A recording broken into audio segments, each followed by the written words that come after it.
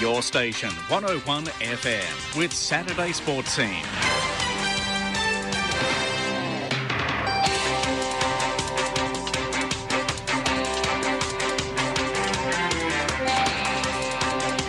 Good morning and welcome to Sports Scene for another week. Kevin Braysher here with you as always, taking you through all the biggest and greatest issues in the world of sport, from the local scene all the way to the internationals. Everything happening at the moment. Sport is really heating up and we've got a full panel here to discuss everything. Joining me as always, AFL Queensland Hall of Famer Mr. Craig Crowley. Craig, welcome to Sports Scene. Kev, Lee, Ethan, Darren, how are we all? Great day for the remote, mate. It's a wonderful day for it. It's a good day to be inside, I'll tell you that much. It's raining outside. We're in here going to talk sport and get cozy. Joining us from the Australian Karting Association, Lee Hanatschek. Lee, welcome to the studio. Thanks, Kev. Great to be back today after a couple of weeks on the road. Back for a week and then, speak to you on the phone next week. Yep, that's it, mate.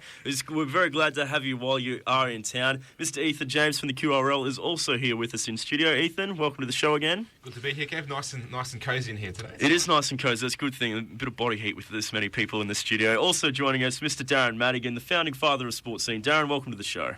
Good morning, everybody. Just when I thought it was going to be, for the first time in a long time, a quiet finish to the week, we get the quote of the year from former Chicago Bulls champion defender Dennis Rodman in North Korea.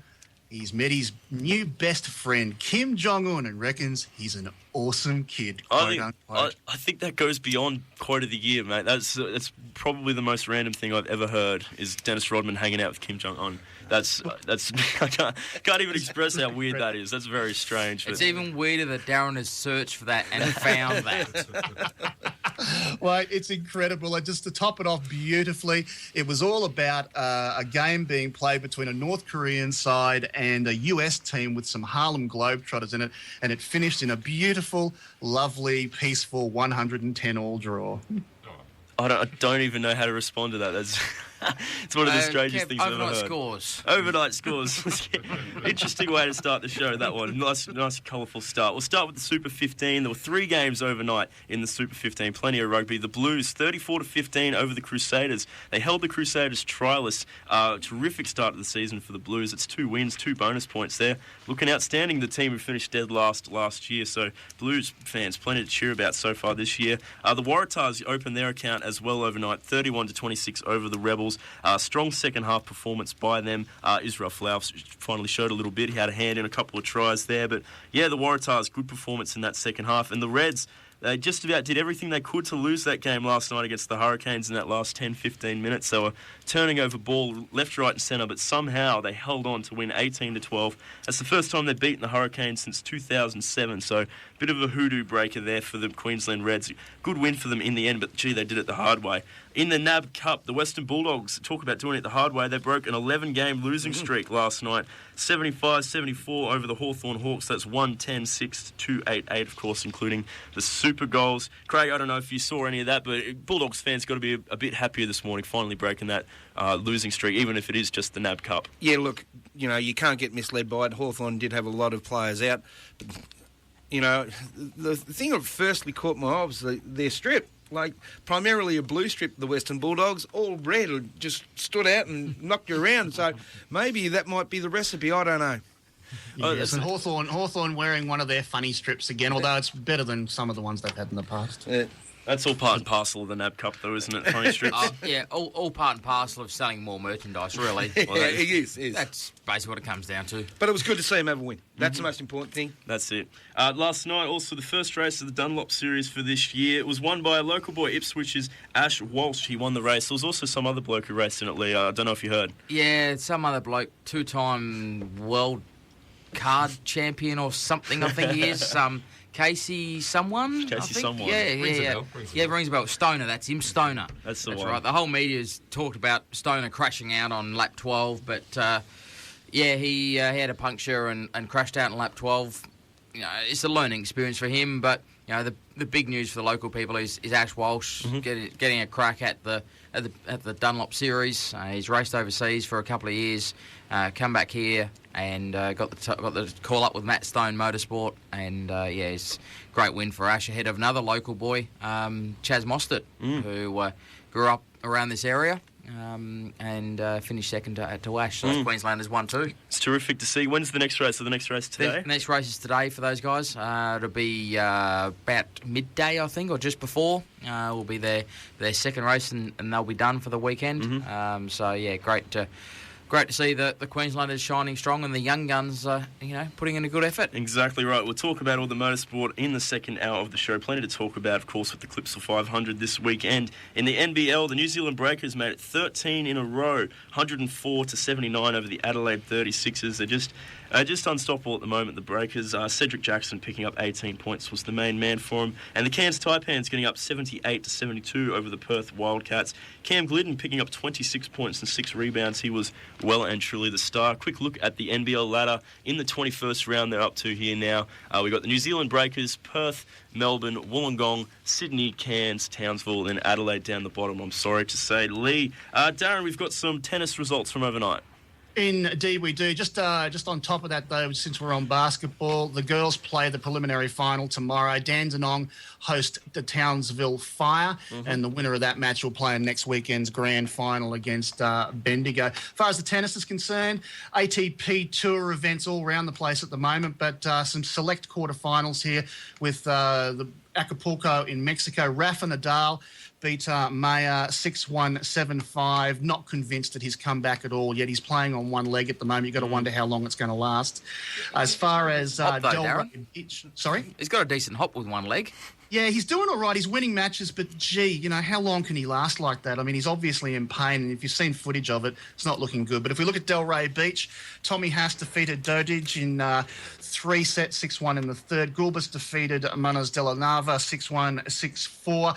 And the big one, this is the Dubai Tennis Championships. Federer was going for his 6th title, but he got beaten 6-4 in the third set in the semi-final by Thomas Berdych, who he's had the wood on for a long time.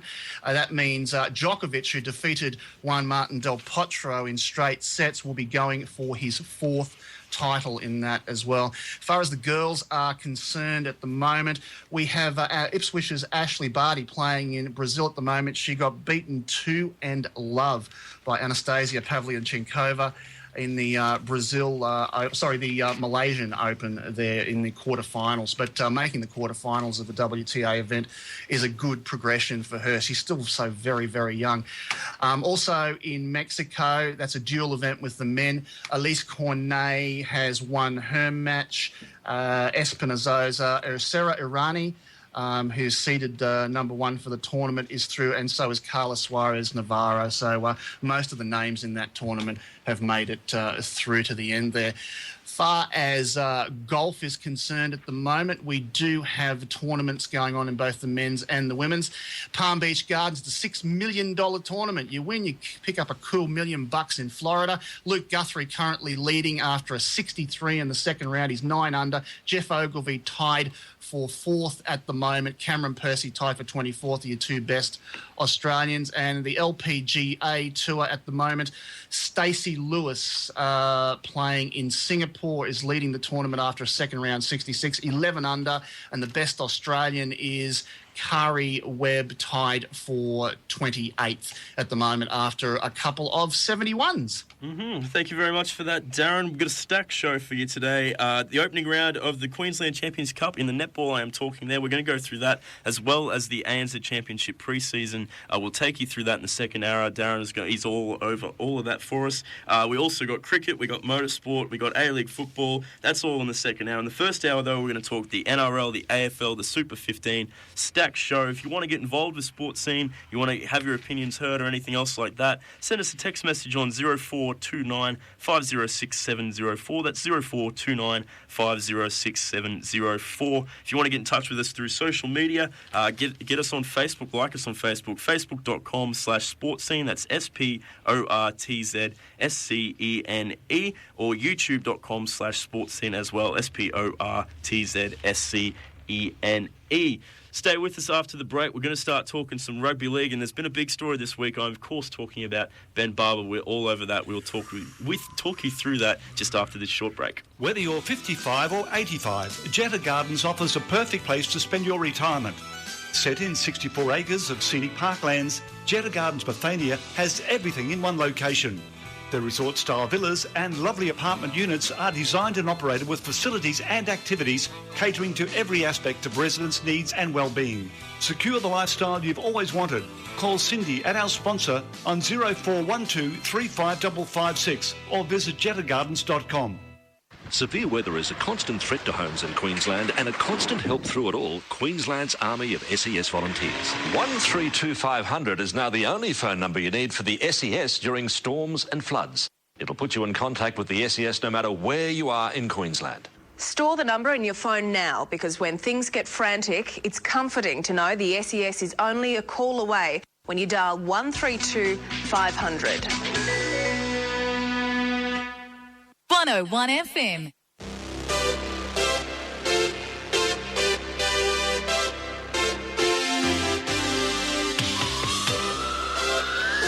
Now it's back to Saturday Sports Scene on 101 FM. Welcome back to Sports Scene here on 101 FM. It's Kevin Braysher, Craig Crowley, Ethan James, Lee Hanatschek and Darren Madigan with you this morning. A stacked house for a stacked show. Plenty to talk about. Before we get on with the Rugby League, our 2013 season preview concludes because next week we'll be talking the actual footy because it starts back up. There's just a news flash come in. The Beanley Netball Junior fixtures have been cancelled today due to the rain. I'm sure if you're part of the Beanley Netball Junior fixtures, probably not surprised given the weather. Pretty much everything else has been cancelled all weekend as well. So Beanley Junior Netball fixtures have been cancelled today due to the rain. Let's get on now with the Rugby League. We're down to two teams left in our NRL preview, the Bulldogs and the Melbourne Storm, and conveniently as they've done a few times throughout our league previews, they've thrown up a big story on one of the clubs while we've done it. It's all in the planning, Kev. It's all in the planning. See, all the things fall in place for us here at Sports Scene. Look, I'm of course talking about Ben Barber, who was stood down indefinitely early on this week for quote-unquote behavioural issues off the field. Just my take on this immediate was that I thought the Bulldogs handled it especially well, the way they've done it, because they've really made it come across as, rather than a punishment for Ben Barber, as a we are here to help Ben Barber, that it's not a footballing issue. We're not punishing him as a footballer. We are helping him as a person. I don't know how you guys all read into it, but that was my initial take. What did we think? Yeah, look, I think the clubs handled it very, very well. I mean, the initial jokes, of course, about the epic Bender Club and the tattoo that he got across his abdomen for it, or you can make all sorts of funny jokes about it and all that sort of thing, but it's a serious issue, big personal problems, and they've jumped on it straight away. They haven't tried to hide anything about it. They haven't given any of our colleagues in the print media a chance to try and speculate. They just come straight out and said, this is what's happened, this is what we are going to do about it, and it's done. And we're going to work on getting him back to being bigger and better than he was before. But most important, we're worried about his welfare, and that's what we're going to take care of. So kudos to them. They've done a great job. Yeah, I think they've handled it very well, as you said before, Kev. Unfortunately, people sometimes make silly decisions, and I don't think, regardless of your salary and your public profile and what you do for a living, you're not immune to making poor decisions and going through tough periods in your life. So kudos to the Bulldogs for recognising that and helping Ben through, I think. I don't think, from what's been reported so far, I don't think he's done anything overly bad, really. Just made a few poor choices in terms of perhaps who he's hanging around with and how he's spending his social time. But yeah, hopefully he can bounce back from this, and for his family's sake and the club's sake and the game's sake, they can all sort of move in the right direction, and we can see him back on the field. Exactly right. Ethan, just a question on this. Obviously, it's very, very hard for a couple of reasons. First of all, Indigenous people find it very hard to deal with the pressure of, and I'm not, singling this out as a Indigenous thing, but they find it hard to really take on the situation of fame and fortune. His age has got a lot to do with it too, which is quite significant, and his meteoric sort of rise to fame. I think all these things combined have just gone bang and hit him, and I find, this is just personally looking into it, he's just copped so much on his plate in a very small period of time, and I just don't reckon he's able to handle it. And you don't get that, you're not getting the support. They're being a bit reactive. Great what they're doing, but it's a bit reactive instead of being proactive and saying, well, this is what we've got to do. Like, this guy's got... He couldn't have done any more last year, and all of a sudden, he's on a crest of a wave, everything's great for him, and he just hasn't coped with it, I think. And it might not be the Indigenous side, it might be just youth and just how quickly it's happened. I think, of course, he's a local Mackay boy as well. Yep. So he would have been living, in a different environment up there and moving down to the hustle and bustle of Sydney as well as a young person. There's distractions off the field and all that sort of stuff as well. But yeah, I think he sort of summed it up well there. Yeah, and there's the other thing too that it hasn't really been specifically mentioned and all the rest of it, but it's clear that he's had a breakdown of a relationship that's been a long-term one for him. So it's a combination of all the things you said, Craig. His meteoric rise. This time 12 months ago he was a talented youngster. This time, he's the face of the NRL advertising campaign. So he's living in this fishbowl in Sydney. Everyone's looking at him all the time. He's lost this long-term support-based thing he's got there with his relationship, and it's obviously overwhelmed him to the off-field stuff. So I think the Bulldogs have done the right thing in pointing out it's a human issue. I think everyone would be able to relate with those sort of struggles. But Ethan, one last point, and then we'll move on to the football talk. Yeah, but by the same token, I mean, he's made some poor choices, and he needs to accept responsibility for that, and cop, not so much the punishment, but the consequences of that as well. So. And with you, Kev, you mentioned something in there, and just to finish this up after Ethan there is that he's been put up as the pin-up boy for your NRL. Is it, I'll put a light-hearted moment on it, but is it a case of you become the pin-up boy and then you end up 2 months later, you find yourself in trouble? Or 2 nights before the launch. Yeah, 2 nights before the launch. They do it every year. It's just about every year. Him, Benji Marshall, Brett Stewart. Yeah, it's a long line of them now. You'd be lining up not to be the face of the game. Exactly. You just go, okay, what am I going to do wrong when I become the pin-up boy? Something's going to happen. But then you'd think, just on that, you'd think the NRL would learn to not pin the whole thing on one person because it can all come down again. But they'll pick the right one this year, though. Anyway, we'll leave that part of it there. I mean, Ben Barber hopefully gets the help he needs and gets back on the field, which is what everybody wants to see. The Bulldogs, probably more so than anybody, want to see him back on the field because they lose a guy who led them in tries, try assists, line breaks, line break assists. Pretty much every attacking statistic you can think of, he led the way for the Bulldogs. Ethan, I'll come to you with this one. How do they replace him? Can they be a top 4 premiership pressing side without Ben Barber in their lineup? I don't think they can be, and I think you have to remember the amount of tries that he saved as well, like his speed and the fact that he was able to, hold a few blokes up over the try line.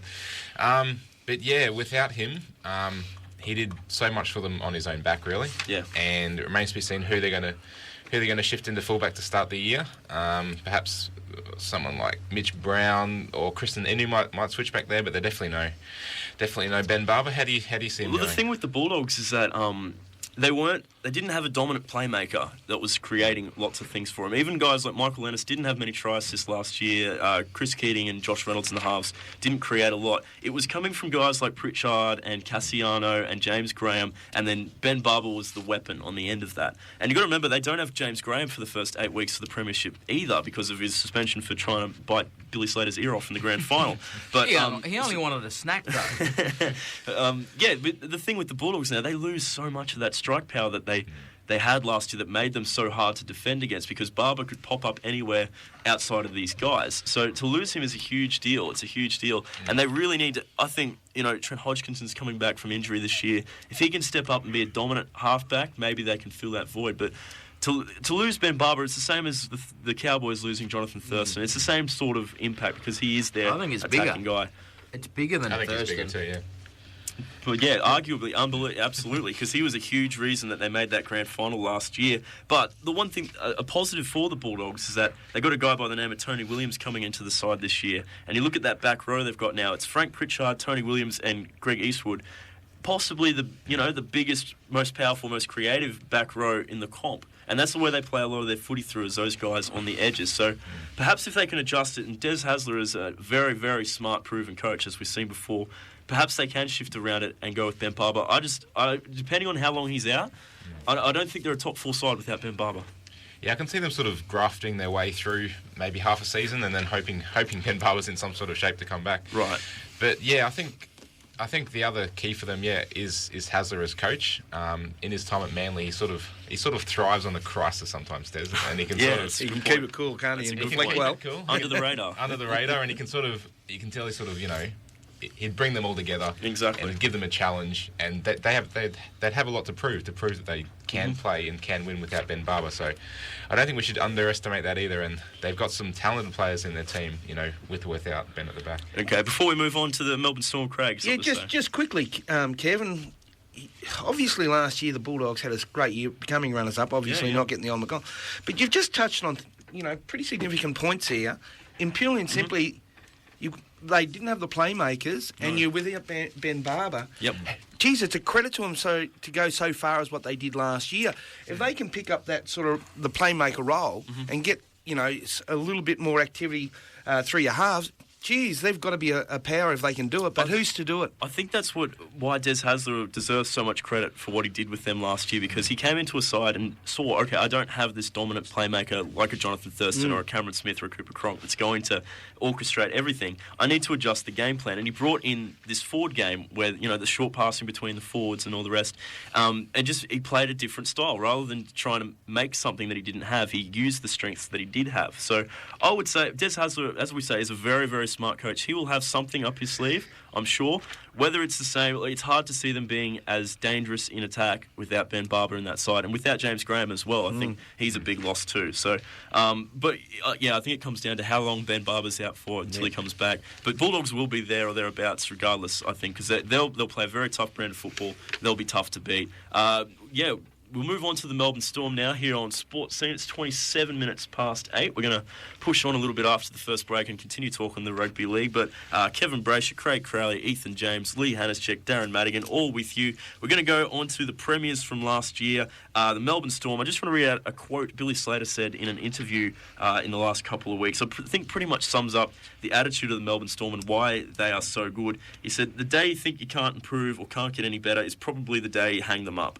And I think that pretty much sums up why that club is so good, because no matter what they achieve, no matter what they do, they're always looking to improve. They're always looking to get better. They're never satisfied. Do you think that's a fair call to say with the whole ethos of that club? Yeah, certainly. I mean, they've certainly showed over the years that is what makes the club, no doubt whatsoever. And that a lot of clubs can learn so much from what they've done. Bellamy. Yeah, Bellamy. I mean, that what he learnt off Wayne Bennett in his time with him, and what he took to Melbourne has just been incredible. And he's just shown himself to be a very not just a great coach, but I think sometimes in our eyes, when what we do for a living in the media, he's probably a little bit underrated as well for what he's achieved. Yeah. Just a question, Kev, and Ethan, you can handle this. The isolation, and you must call it isolation being in Victoria. Yeah. Has that helped or hindered the Storm? Obviously, form says it's helped, but, to keep the group together for so long, obviously success has got to bring that. Yeah. But do you think being in that environment walking the streets, being able to do what they want, Gary Ablett, same thing up here, we're able to walk the streets, has that helped them? I think they love it, to be honest. Yeah. I've had a bit to do with a few of the players and the coaching stuff and all that sort of stuff.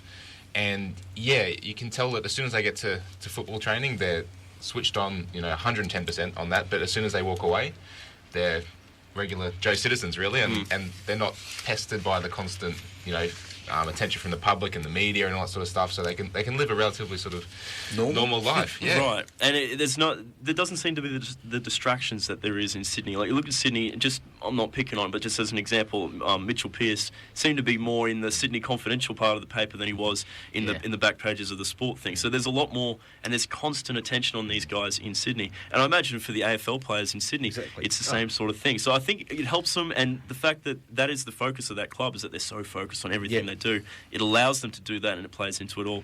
And that's the reason why they've been on top since 2006. I totally agree with that. And one thing sort of backing that up is I was in Adelaide during the week. And I knew I was back in Adelaide because the morning news told me that the Adelaide Crows were having a closed training session. And that was all they said on the sports.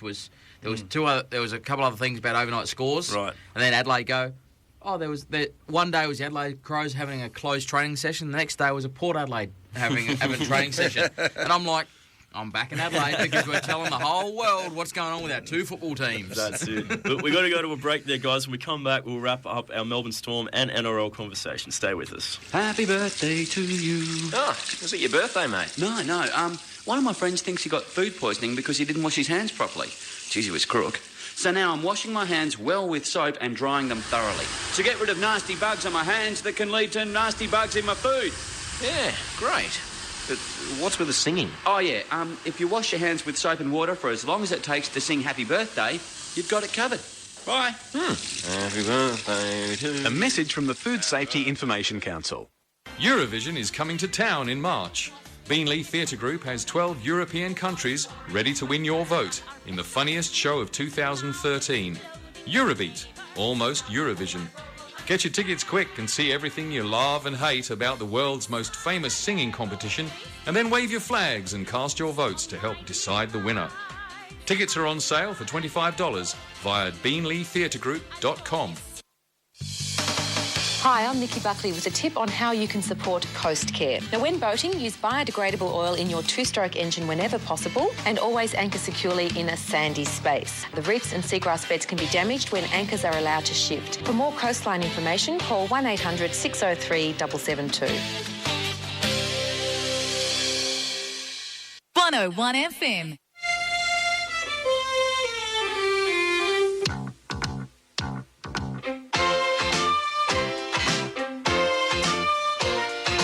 You're listening to Saturday Sports Scene on 101 FM. Welcome back to Sports Scene here on 101 FM. It's Kevin Braysher, Craig Crowley, Ethan James, Lee Hanatschek, Darren Madigan. I'm going to run out of breath reading out all those names every time we come back from a break for a reset. Yeah, the whole crew, everybody's here because we got a lot to talk about. We'll push through for the rest of our NRL discussion here. We're still on the Melbourne Storm. Of course, when you talk Melbourne Storm, you have to mention the big three, but everyone talks about them so much. I don't think we need to spend too much time on because we know how good they are. Cameron Smith, Cooper Cronk, Billy Slater really hold the key to this side, but look at what they got around them. I think they've got a very exciting back line, a lot of really good young players, guys like Matt Duffy, Justin O'Neill, Will Chambers, Sissa Wonga, Gareth Widdop at 5'8", a really exciting back line, and a traditional Melbourne forward pack. And I say that in the fact that there's not really any big name guys, but there's guys who will just be there and get the job done. Guys like Jesse Bromwich and Brian Norrie and Kevin Proctor and Ryan Hoffman, who's one of my favourite back rowers in the competition. To me, Ethan, just to wrap up the Melbourne Storm, I think it's a pretty safe bet to say that they're going to be, top 2 or 3 teams in the competition again this year. I can't see any reason why now they're going to fall back again. Yeah, unless something happens to one of those big three, yeah, they'll be up in the top 4 again. I imagine they're uber consistent and Uber. I think that's the best way to describe it. Uber consistent. Uber consistent. I'll write that down. Uber. Feel free to use it whenever you want. No, I think we can expect Melbourne to be right up near the top again this season. We've gone through all 16 teams now. I can't believe it. That means Rugby League starts back this Thursday night. This Thursday night, it's back. We've got the Roosters versus the Rabbitohs, 7:05 p.m. Queensland time at Allianz Stadium. That's Thursday night. That's when the season will start. And the good news, Sonny Bill Williams' contract was finally ratified yesterday. It's finally all in the clear, and he will play. Look, it was the big draw for the game. It would have been a disaster if they didn't fix that all up before the start of it. There would have been a little bit of egg going around. There would have been. It would have been ridiculous. But he will be there for the Roosters up against the Rabbitohs. Ethan, will he be able to help them get across the line against the team who finished third last year? I don't actually mind the Roosters' chances in this one. I think they've trialled pretty well. Mm-hmm. I'm not sure whether Sonny Bin. Oh, on fire. Put that with Ubu. Yes, Ubu. Yeah, but sorry, I'm not really sure whether Sonny Bill himself will have much of an impact on the game. But I'm liking the Roosters' forward pack. They're big and skillful. And I think they're a good chance of causing an upset of sorts in round 1. And the thing with the Roosters, they got essentially a whole new team from last year if you look at it. It's a very different looking lineup. There's a lot of excitement around them. The buzz, of course, led by Sonny Bill, but you got other guys, James Maloney, Michael Jennings, guys like that. A lot of new signings, a lot of new faces. It'll be interesting to see, but I think the Rabbitohs have got something to prove this year. I think they'll be very good straight out of the gates. I think I'll tip the Rabbitohs, and I want to see Ben Teo have a big game. I think Ben Teo is going to be a very, very good signing Big loss for the Broncos, but a good game there for South Sydney. He should hopefully get, he'll be starting for him every week, and it'll be a good opportunity for him. Speaking of the Broncos, they start their season on Friday night, 8:05 p.m, Suncorp Stadium. Friday night, that's our time, of course. Broncos have already named their team. I don't know if anyone else who plays fantasy leagues or that, you're always sweating on when the teams come out. Ever since Anthony Griffin came over, they always name it first, and he's got in a week ahead of time this time. But the news on that, Scott Prince will play 5'8", Peter Wallace at halfback, Corey Norman at fullback, Josh Hoffman to the wing. That's what I said I'd do a few weeks ago, just by the by, but that's what he's gone with. In the forward pack, it's a little bit interesting, though. Ben Hanatschek's gone to the bench. Sam Thaiday starts in the front row. I've never been a huge fan of Sam Thaiday in the front row. I like him in the back row. What did you make of the Broncos lineup, Ethan? Yeah, I'm inclined to agree with you there with Thaiday, especially starting. I mean, you'd rather start, in my mind, you'd rather start, with Hanat there at prop, Thaiday in the back row, and then have Gillette on the bench for a bit more impact. So yeah, a bit of a strange one there from Griffin, and I'm not sure what they're doing with trying to squeeze in Norman. It's almost as if they're trying to squeeze in all the playmakers that they have into the side. I'm not sure how Norman is placed at fullback, but we'll see how they go, I suppose. Well, I suppose we'll see. I think Scott Prince at 5'8" was the logical decision, though. If they picked him up, I mean, he's got so much experience, he's proven, and I think playing behind a pretty good forward pack, I think Scott Prince will be in for a pretty good season. Well, I think it was quite funny during a press conference during the week. They were talking about where Scott Prince would play, and someone asked him, what side would he play on, left or right? And he just turned around and said the Broncos side. That, yeah. Perfect play from Prince. Yeah, I like that. I'm going to play on the Broncos and don't care where I play. Exactly right. What do you think of the trial performance against the Warriors? The trial performance, I didn't actually see it, Darren. I was at Soundwave that night, but I didn't see it. But look, from all reports of that is that Scott Prince has been very, very good since he's arrived at the club. Just stop there for a sec, Kev. You missed. Did you say you were at Soundwave? I did say that. Yeah. A Soundwave, and you missed some sort of sport. The Broncos game, yeah.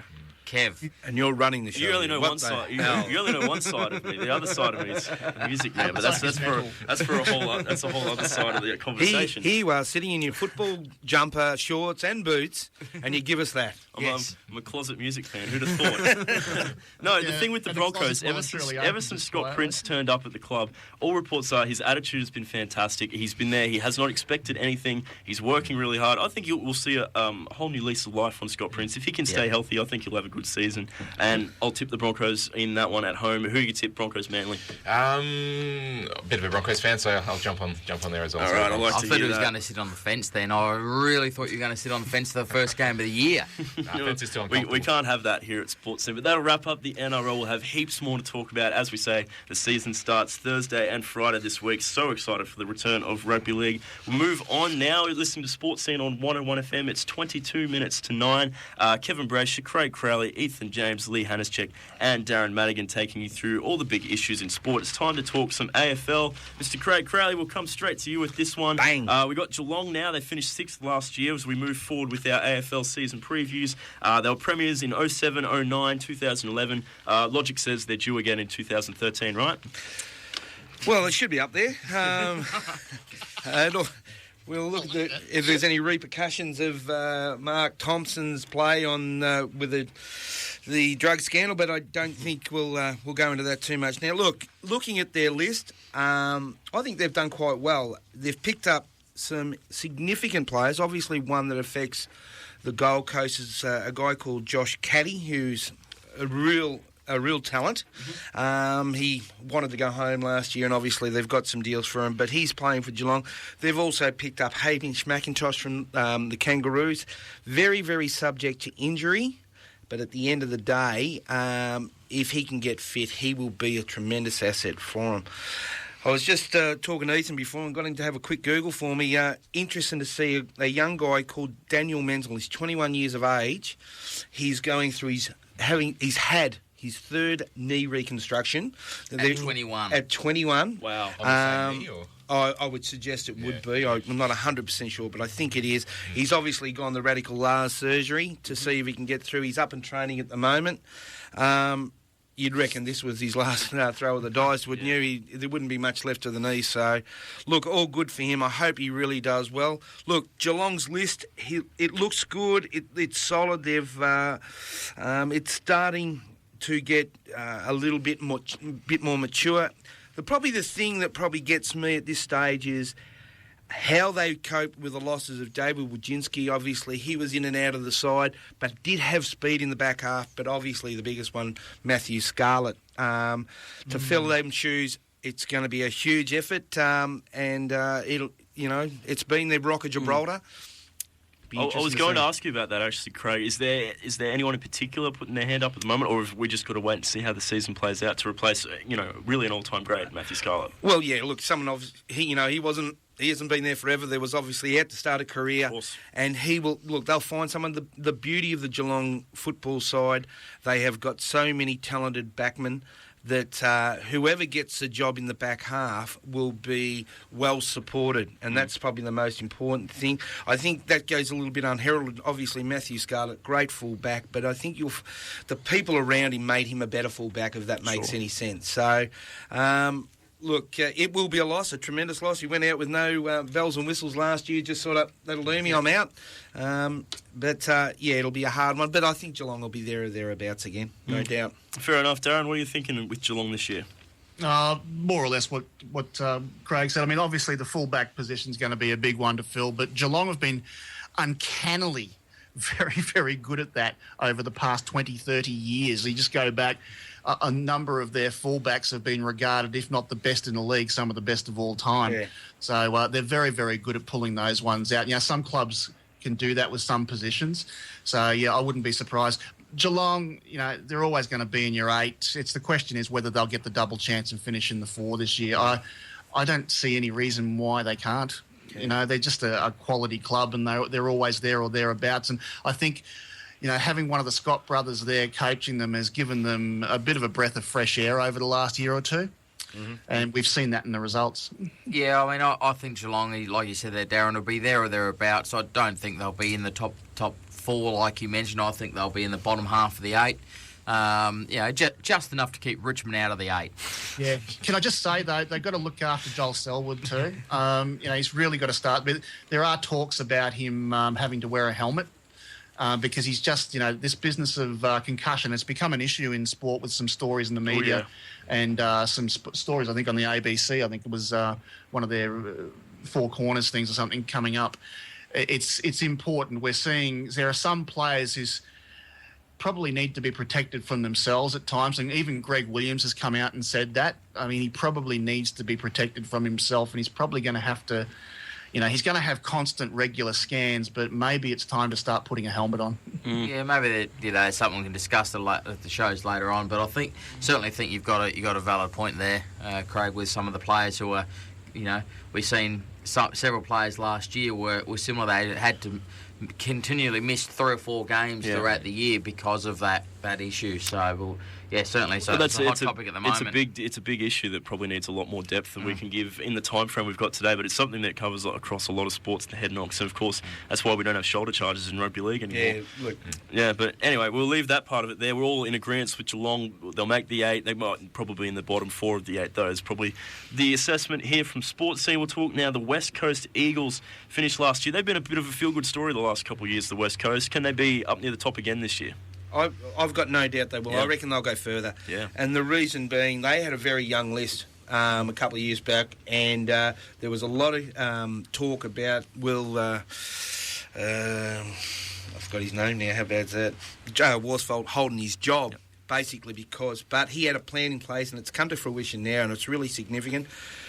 Inclusions, really important. Cal Morton and Sharad Wellington, I think they are really... Look, they don't need a lot, the West Coast, to top up their list, but I think that'll be tremendous. You've got to remember they had some significant injuries, one being Mark Nikoski.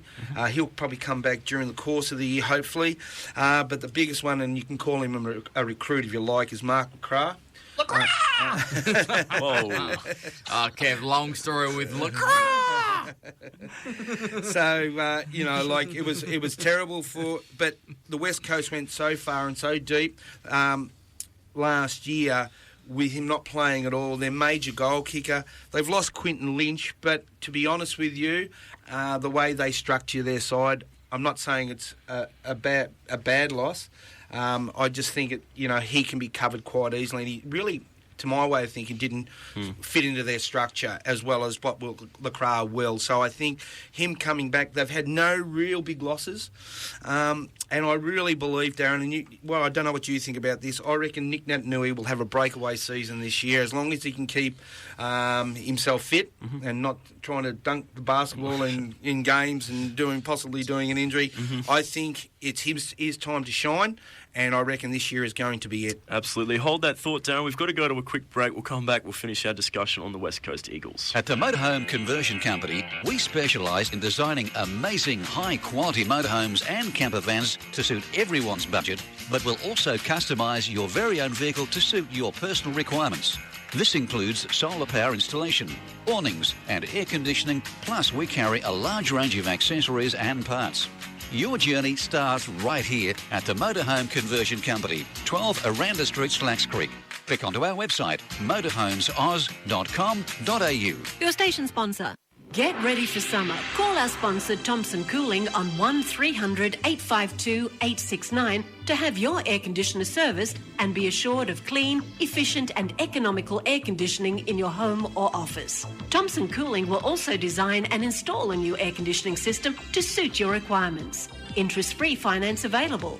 Thompson Cooling, the Dakin air conditioning specialist, serving the Logan community. Phone 1300 852 869. Having a party or barbecue at your house this Saturday night? Make sure you tune in to Saturday Night Party Mix from 7 p.m. on your station, 101 FM. 101 FM. You're listening to Saturday Sports Scene on the voice of Logan City, 101 FM. Welcome back to Sports Scene here on 101 FM. It's 13 minutes to 9. That's your next fresh news update coming up at 9 o'clock. Just a quick by the by, if you want to get in contact with us, give us a text message, 0429 506 704. That's 0429 506 704. If you want to get in contact with us through social media, we are on Facebook and YouTube, facebook.com and youtube.com. Just put a slash and go Sports Scene, SportzScene. That's SportzScene. We were talking about the West Coast Eagles before the break. Craig, you said that Nick Naitanui, all things point towards a big season from him. Darren, do we agree with that one? Oh, absolutely. I mean, I've never made any bones about the fact that I'm an unabashed West Coast Eagles fan in terms of the way the club actually sets itself up. I think they're one of the most professional sporting organisations in Australia. I think there's probably only 2 or 3 other sporting clubs in the country that could have come out of that drug scandal the way they did, and probably Collingwood and maybe someone like the Broncos in rugby league. I just think the way they go about doing things, they're never down for long. And that's the big thing that I've been a broken record about for years on this show. They're never down and out for very, very long, the West Coast Eagles. Naitanui a superstar. He already is. We know that. If he steps up another level this year, look out. Mark Lacroix, if he comes back uninjured, well, we've already seen him kick 12 goals in one game, and he can kick a bag of 6 or 7 on a regular basis. He is something very, very special. They've just got players all over the park. Kerr, and you just keep naming them. They're just a class act. They're not only in my 4. I would be surprised if they're not grand finalists in 2013. That's a fair call. Yeah, they definitely, last year they seemed to be on a roll too, particularly at the back end of the season. It was Collingwood that knocked them out from memory in the semi-finals there. But yeah, they definitely seem to be on the rise, Craig. Would you agree? Top 4 potential grand final? Anything's possible. Look, they got hurt pretty badly with injuries last year and knocked them around. They did, struggle through. I think it took its toll by the end of the season. So if they can keep fit early, and just keep going through, be able to rotate their players, keep nice and fresh, I've got no doubt that they can do that. Yeah, no doubt whatsoever. West Coast will be a force this year. I've seen them go through their low patch a couple of years ago. They've now got a strong list. They've got an experienced list, and the players they've got have now got that youthful exuberance gone, and now they've got that mature outlook. And understand what it takes. They experienced finals football last year at and that will hold them in good stead for this year. Exactly right. We'll wrap up the AFL discussion there. Next week we'll talk about Collingwood and your boys, Adelaide, next week. Lee, unfortunately you're not going to be in studio. No, I won't be in studio, but we wouldn't have got a word in. But yes, next week we got Collingwood and Adelaide, and then the week after that we got Hawthorn, Sydney, of course, the grand finalists from last year. And then an AFL season starts as well. Before we know it, it'll be a couple of weeks away, and we'll be talking AFL every week in the AFL segment of the show. But now it's time to move on to the Super 15. 3 games last night as we move into the third round of the Super Rugby season. The Blues 34-15 over the Crusaders over at Eden Park. 5-0. It was only Daniel Carter's boot kept the Crusaders respectable in this one. The Blues just blew them off the park, essentially. A very good performance from the Blues, resurging this year after a poor season last year. The Waratahs finally delivered on... There's always hype around the Waratahs, but last night they showed some glimpses of it in that second half. They moved... Ben Volavola moved to fullback in the second half, which moved Israel Folau to the wing. But Israel Folau sparked in the second half once moved to the wing. He had a big hand in 2 of their tries in that second half. So I think there's good signs there for the Waratahs moving forward. A 31-26 win over the Rebels at Allianz Stadium. Wet conditions, but still a very entertaining game of football, that one, I thought. The Queensland Reds, 18-12 over the Hurricanes. As I said at the top of the show, they made it really difficult for themselves in that last 10, 15, 20 minutes. They had virtually no football. The Hurricanes were pressing their line. They got over the line a couple times for disallowed tries. But the Reds, at the end of the day, you got to find a way to win, and the Reds found a way to win last night. It was a good, an important win for them against a side they haven't beaten since 2007. And that's on the back of a good win last week over the Waratahs, which we all love to see here in Queensland when we beat a New South Wales team. A quick look at the rest of the round. The Chiefs up against the Cheetahs. That's tonight, 5:35 Eastern Standard Time over there in Hamilton. Hard to see the Chiefs getting beaten in that one. They're just going, picking up where they left off last year. Of course, champions last year. They're looking very strong again. The Bulls against the Western Force over in Pretoria, 2:05 a.m. Eastern Standard Time. It's hard to see the Force coming away with anything out of that one. They're looking at another long season, the Western Force. And then we've got the Sharks and the Stormers over at Durban, 4:10 a.m. Eastern Standard Time. That'll be a really good game of football, that one. I'm going to tip the Sharks in a close one, but it should be a good game. But the big news in the rugby circles this week, the return of a Wallabies legend, 32-year-old George Smith, is coming back to the Brumbies on a short-term 12-game deal. He's still contracted with his Japanese club Suntory, but this is like an off-season deal sort of thing. It's sort of like the reverse of what Sonny Bill Williams does when he goes overseas to play in Japan. Their season's finished now. He's come back here for a bit, and boy, is he a welcome sight to see George Smith. 110 tests for Australia, 128 caps with the Brumbies. We've got Pocock and George Smith in the same side now. It's a terrific signing there for the Brumbies. Darren, how good is it to see a face like George Smith back in rugby circles? Look, it's fantastic to see him back, and there's already talk yesterday right across the media around the country about him, the possibility of a Wallabies call-up. Mm-hmm. I think that does open up the other question about, and we have this both in soccer as well, do we say no to players who are no longer playing in certain competitions? You are no longer eligible to play for Australia, because really George Smith, once he went to Japan, that was it, and that's been a rule that's been in place for a long time with Australia. But I mean, who says he couldn't play for the Wallabies again? We all know he couldn't. He could play very, very well. We'll wait and see how he goes in this competition. I think it's a little premature to say. He is a legend, and no one's taken that away from him. 110 caps speaks for itself.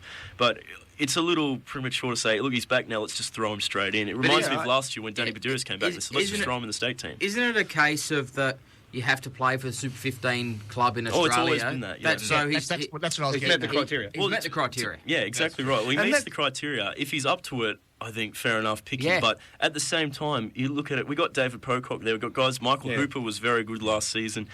I don't know that we need to rush him straight back in just because of what his name is. Yeah, and I think what I'm getting at though is it can affect the players down through the years if they decide to go and play in England or in the Northern Hemisphere, and they've got a heads up on how the game is being played there. If certain changes are made during the course of a season, say when the ELVs first came in and all that sort of stuff, and we say no, we can't have you playing for us because you're not playing Super 15. I just find that a bit. I think there are times when you can sort of make exceptions to rules when it comes to that sort of thing. When we're doing it in soccer as well, although it's not a written rule. Yeah, Darren, I reckon we've dropped the ball on that in all our Australian sports. We've got a tendency to foresee what's going to happen instead of sitting down and just picking the best possible side they believe can win. There's too much use process in place. We've got to play him because he'll be good for us in the future. As far as I can see, we have dropped the ball in saying, hey, let's just pick the best side. If he's better and he's at 32, play. Yeah. No ifs, no buts. And the difference here is that it's for a Lions tour. This is a once every 12 years. This is like a once in career sort of thing. So I can understand if George Smith is good enough, pick him. Yep. It's a no-brainer. Let's not throw him in straight away because he hasn't played in Australia yet. Oh, he's got to see it. It's wonderful to see him return. But you're going on what Craig was just saying. Imagine what's going to happen. It's just been announced in the last couple of days that there will be, I think it's a 3-week lead-up break where they will go into camp and they will not play for their Super 15 teams ahead of the Lions tour. Now, I don't have a problem with that because we would do that for a World Cup anyway. And this would we? I think we would. Yeah, I don't remember us doing that. Actually, well, I mean, this was the next point I was going to bring up here on Sports Scene. So, what it is, it was an idea floated by the Wallabies at the end of last season. Bill Pulvers said this week that he will support it. All 5 Super Rugby franchises are against it, and the thing with the timing of the camp, the draw has been reshuffled to accommodate this Lions tour. So the games that they'll miss are their second last game of the season. It's going to have an impact on their finals chances. That those games will matter. So to lose their best players for that, it's going to have an impact. And I can understand why the clubs would be upset with that. And then at the same token, there's the other argument that taking the players away from week-to-week competition for 3 weeks, potentially then you come into that first Lions test, they haven't played football for 3 weeks. But they did also put a disclaimer in there yesterday that I heard that, if there is a side that's battling for a finals position, they will consider on a case-by-case basis of letting the player play, or if there's a player that needs to have some extra fitness and have a game, or, they basically left the door open to say, we've got the 3 weeks, but if you really need a player, well, we can release him. I think they should do that. If they were to release a player and leave it up to the individual, if he wants to play for his club, but what's at the end of the day, if he hurts himself in that club game, he might not be in it. That's his choice. That's footy, though. I know it is. Yeah. But, Kev, what we're talking about here, let the player have the decision on where he goes to play. If he's club-orientated, a lot of players are, but some players are very much, I want to play for Australia, that's my ultimate goal. I'll ditch the club and go and do that. It's also a case of some players actually play themselves into form, and some players who, they might have 3 weeks off of the game and then find themselves taking 2 matches to get back into form. So, that's probably something that individuals, they'll assess individually of how they want to assess it. Ethan, will go to you. Yeah, I was just going to say it's going to create a lot of grey area, if nothing else. It certainly will. And I mean, we'll have to wait and see exactly how it turns out with that. But I can see both sides of it, Craig. I agree with what you were saying with the players making the choice with that. I was agreeing. So I think... I can see both sides. I can see why the Wallabies would want to take this camp with them because it is such an important thing. It's once every 12 years. The Wallabies coming off a tough year last year. They really need to win this series. They need to get themselves back on track, really. So I can see why they'd want to do that, but I can understand Super Rugby clubs not wanting to give up some of their best players for a 3-week period. And the players know their own body. They know how they can prepare themselves. They know whether they can do it or they can't. If they've got that slight injury, they're not going to risk playing club games if it's going to affect. True. Darren? Of course, clubs are going to be upset about it, and that's fair enough because they have a vested interest. Everybody has their own vested interest in one way, shape or form with this whole business that's going on. But the sport has to make a decision at the very highest level. What is the most important thing for the sport? Is it our most elite team? Or is it the clubs supporting it underneath? And when we have a major event coming up, like a World Cup, or in this case, a Lions tour that happens once every 12 years, what takes precedent? Club football or our most elite team, which we want the absolute best 17 or 22 or whatever out there doing the job? And that's the decision that they have to make and come up with and stand by it. Yeah, I think that's a fair point to leave it on there. Yeah, we'll wrap up the Super 15, the rugby discussion right there. The rest of the round, of course, taking place over this weekend. Listening to Sports Scene here on 101 FM. We're about to go to the news break in about 30 seconds' time. If you want to get in contact with us here at Sports Scene, send us a text message on 0429 506 704. That's 0429 506 704. Contact us on social media through Facebook or YouTube. We'd like to be liked. Facebook.com, YouTube.com/SportsScene, SportzScene. Stay with us after the news break. We're going to talk some cricket. We're going to talk some netball, talk some motorsport. We're going to talk some A-League football. All of it still happening here on the World of Sports Scene on 101 FM. Your station, 101 FM, with Saturday Sports Scene.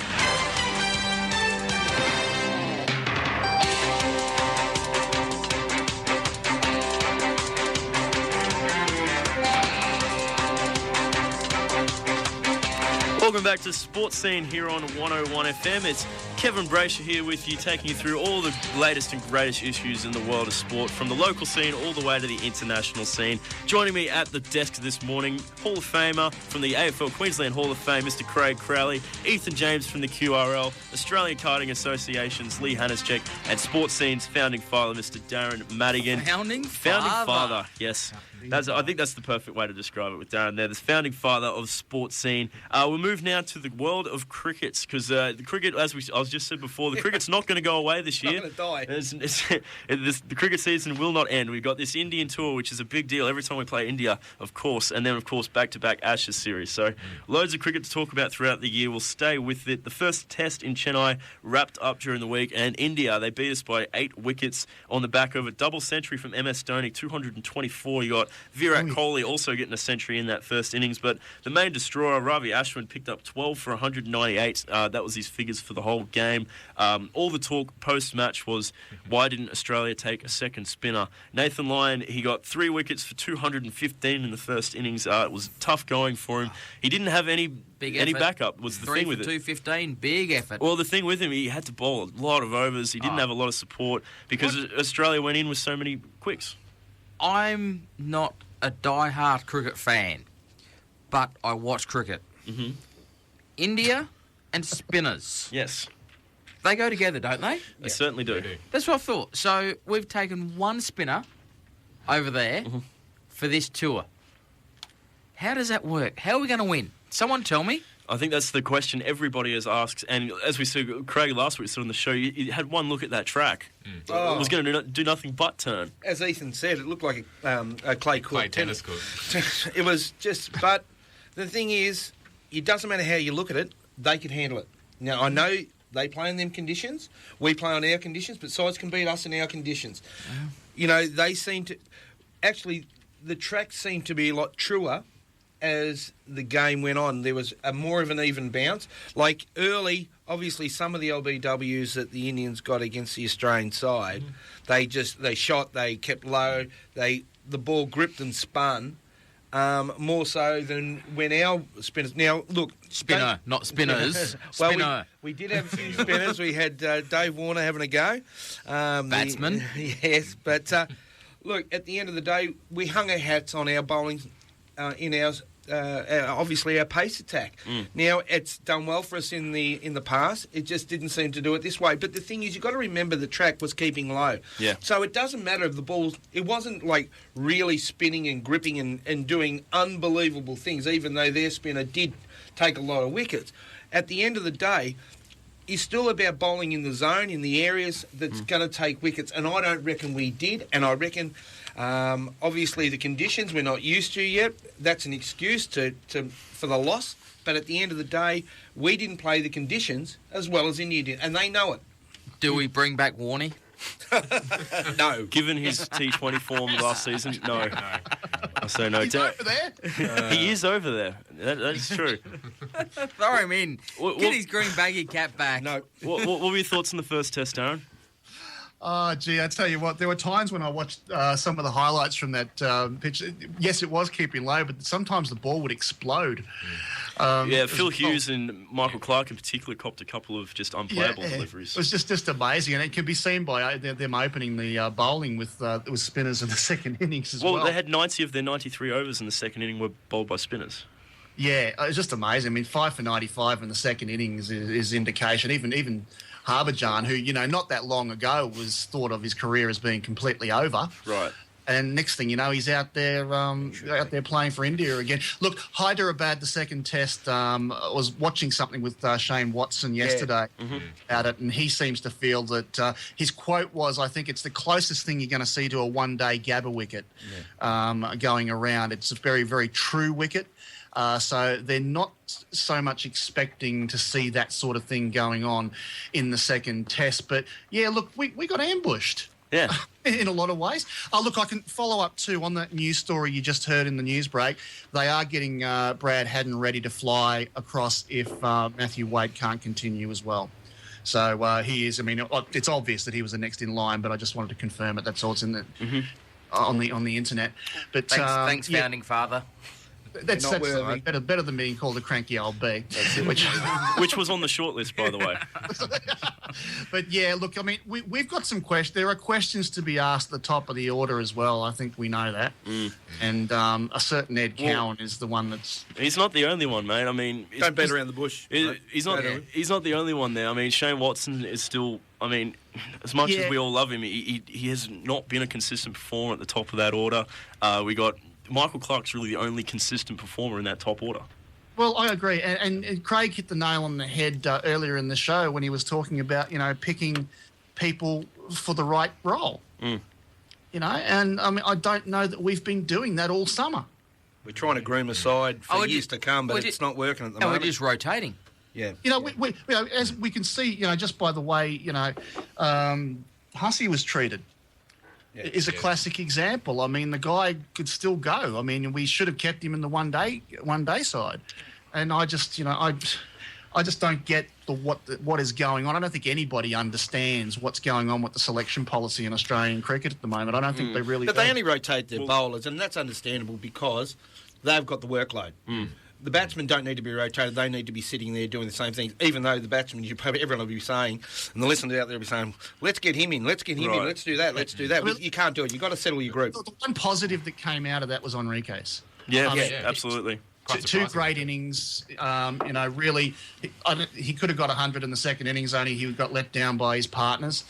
But, 81 in the second innings, 60-odd in the first innings, I mean, and batting that far down the order, I would suggest that he's due for a promotion. Yeah, that's true. He was outstanding, Moses Enriquez. We should have absolutely mentioned that. Something else we need to mention that was outstanding through the week in cricket, Queensland winning the Rugby Cup. We got them. We beat the Victorians in the very last over. Brian Harris taking 2 wickets during the last over. Thrilling finish there. It was a reduced match due to rain. It was down to 32 overs. Victoria all out for 144. Queensland were 9 for 146. Queensland now hold all 3 domestic trophies. They hold the T20 Big Bash, which they just won, the Rugby Cup, and of course they won the Sheffield Shield last year. So, Craig, you got something to say about that? Just a quick question, and please someone help me out. And I don't know if the listeners are in sync with this, but why do we have to have a Duckworth-Lewis system on a limited over game? And this goes not only for 50 overs, but the 2020s, a hit and giggle, as we call it. As you call it. As I call it. Sorry, mate. I thought you were going to adopt it, Kev. I don't. We did here at SportzScene, I thought. Anyway, when you've got so much time, either way that you can do it, we have to have a reduced... Now, fair enough, if it's raining consistently, we can't expect the game to go on for 6 hours. But when they know there is an opportunity to get the majority of the game in, more so nearly the entirety of the game, why do we have to go to that? Is there restrictions on the ground or light commitments or how long have we rented the ground out? I don't know. I think it's a bit of everything there, Craig. I mean, I think it comes down to the fact of you've got... you've allocate a certain amount of time on A TV, B ground staff, C having a look at the players themselves, how long they've think maybe they were on a flight back, for example. You know, there's all these little things like that may come into it. But we're not talking, you know, we're making huge decisions on a game, and you've got to make 20 overs in a game to make it legit. And surely to God we can stretch it out, because I reckon whoever Mr. Duckworth and Mr. Lewis is, they ain't got it right. Fair enough. We'll leave that one there for the moment. The bottom line is Queensland now hold all 3 domestic trophies, and that's a very fun thing to say. And State of Origin, and what else have we got? Pretty much everything. Can I just say one of the key people in the anatomy of that Queensland cricket makeup, Darren Lehman. Yes. South Australian. Darren Lehman. I just thought I'd make that point in, who is actually being touted as the next Australian coach during the week. So, great job by Buff to bring Queensland from where they have been to up to where they are now. Up to South Australian standards is what we're saying here. Look, we've got to go to a break. We'll come back, wrap up the cricket discussion just after the break, and then we'll launch into our netball analysis with Darren Madigan. Stay with us. In Logan City and in the entire state of Queensland, it's a legal requirement to microchip your dog or cat. It's also a very good idea. Once implanted, the grain of rice-sized chip provides your pet with its own 15-digit identification number. Most vets and shelters will scan lost animals for microchips, so make sure your details are correct in the database so that you can be reunited with your pet no matter where it's found. Animal management laws are now unified across all of the Logan City area. Desexing of all cats is now mandatory unless you are a registered breeder. Amongst other amendments, the law has changed regarding the number of dogs and cats that can be kept on your property. For further information about the changes and about all animal laws, contact Logan City Council on 3412 3412 or check Council's website www.logan.qld.gov.au. If you want to know what's happening on the roads, make sure you tune into 101 FM Monday to Friday during Breakfast and Drive for the latest traffic updates, presented by your station sponsor, Yellow Cabs. 101 FM Finance Update. You're listening to Saturday Sports Scene on your station, 101 FM. Welcome back to Sports Scene here on 101 FM. It is 16 minutes past 9 here at your local news station. We're talking all things cricket at the moment, just wrapping that up before we move on to the world of netball. We've got a text message from Andy. He says that Manuka Oval is overdue for a test match. Do we agree? Or however you want to say it, Lee. It's overdue, the one in the ACT, basically in Canberra. Canberra overdue for a test match. The ODI was a good fit. I agree with that totally. Look, they had a great atmosphere there for that ODI they had there. I can't see any reason. They normally, in the test match summers, they have the big one. Like this one obviously would be England. I'm not sure, I haven't looked at the schedule whether there's another one. Probably not this year, but there's normally, say, like this year we had South Africa and Sri Lanka. So obviously South Africa, the higher profile one. There's no reason in my eyes why we can't see, Australia versus Sri Lanka in the ACT. Yeah, there's no reason why they can't throw, if not that, an exhibition game to promote it. Obviously, dollars and cents, because they haven't got the grounding or the surrounds to probably facilitate as much as, you don't want to take a game off the MCG or Sydney Cricket Ground or your major sporting centres, but at the end of the day, you can always get a side out there to do, like they did in World Series cricket, didn't they? Prime Minister's 11 will be perfect for you. Well, it does, doesn't it? All the police can get along and have a look. That's the one. Look, I can't see any reason why they can't. Look, they supported the one-day international really well. So, in my eyes, there's no reason we can't see a test match there in the near future. Yep. Agree totally, Andy. Darren, it's time to talk some netball. The Queensland Champions Cup got underway last week. Give us an overview. What's happening in the scene of netball at the moment? All right. As far as the state league competition is concerned, nationwide pretty much Holden have pulled their sponsorship of netball in Australia after about 9 years. So there's going to be a lot of name changes around the place, including international level. But the Queensland Champions Cup replaces the Holden Cruise Cup, and the old Tier 2 state league becomes the Mission Queensland State Netball League to fall into line with the Queensland Firebirds sponsorship as well. Basically, the competition is made up of the usual 7 teams in the competition, which are the Golden South Jaguars, the Kedron Wavell Services Club Cougars, Brisbane West Lions, the Suncoast Lynx representing the Sunshine Coast, Carina Leagues Club Tigers, who are the current premiers, McDonald Steel Cats, which are the Townsville-based team, and the Logan City Council Wildcats. And joining them this year will be an elite development squad, which is basically a bunch of 22-year-olds and under, plus a couple of girls from the Golden South Jags from last year as well, including, Craig, Gretel Tippett. Oh, good on you, Gretel. Yeah, so she's coming along in leaps and bounds since she made the move across from basketball. So these girls are basically identified. She won't go somewhere else. Sorry? She won't defect and go somewhere else. Her deals are all on the books, right? I don't think anybody expected her to leave basketball in the first place. I mean, there was a few jump on. What did her manager do there? Did she look after her in her own back pocket and other bits and pieces? No idea what the story there. We are, of course, being facetious. Just throw that out there. We are kidding.